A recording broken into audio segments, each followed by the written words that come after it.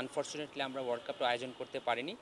সব কিছু পিছনে ফেলে আমরা আশা করি খুব সফলভাবে আমরা সিরিজটা আয়োজন করতে পারবো এবং বাংলাদেশ ক্রিকেট টিম ইনশাল্লাহ খুব ভালো করবে সেটা আমরা বিশ্বাস করি। আলহামদুলিল্লাহ এটা আমরা খুবই হ্যাপি।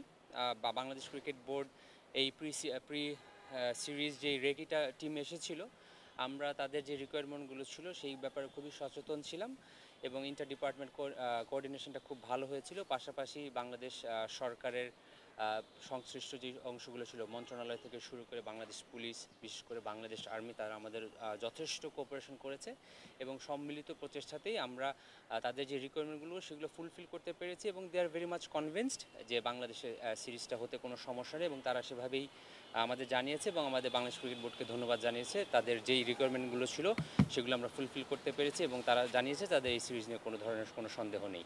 তাদের রিকোয়ারমেন্ট কি ছিল প্রথম টেস্টটা এখানে করার, দ্বিতীয় টেস্টটা ওখানে, এই জন্য কি চেঞ্জ নাকি? না, তাদের রিকোয়ারমেন্ট ছিল তারা আমাদের সিকিউরিটি সিচুয়েশনগুলো দেখতে চেয়েছিল। এই সিরিজের ভেন্যু এটা বাংলাদেশ ক্রিকেট বোর্ডের ডিসিশন। বাংলাদেশ ক্রিকেট টিমের সাথে আলোচনা করে আমরা নর্মালি ভেন্যুগুলো সিলেক্ট করি। সো এই ভেন্যুর ব্যাপারে ওদের কোনো রিকোয়ারমেন্ট ছিল না। না, প্রথমত আমরা খুবই খুশি, দীর্ঘদিন পর বাংলাদেশে হোম সিরিজ হতে যাচ্ছে। আনফরচুনেটলি আমরা ওয়ার্ল্ড কাপটা আয়োজন করতে পারিনি।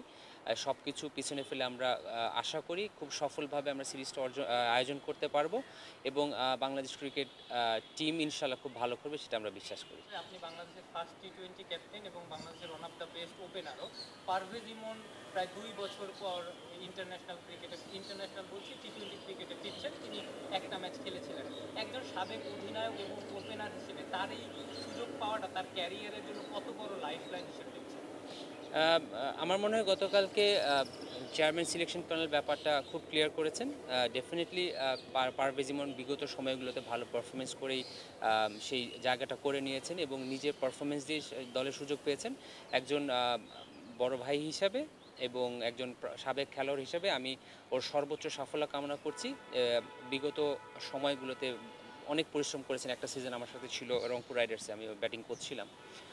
যথেষ্ট পরিশ্রম করেছে, এইচপিতে ভালো পারফরমেন্স করেছে, এই টিমে ভালো পারফরমেন্স করেছে, সেটার কারণেই সুযোগ পাওয়া। আমি ওর জন্য অনেক অনেক শুভকামনা রাখছি। Thank you.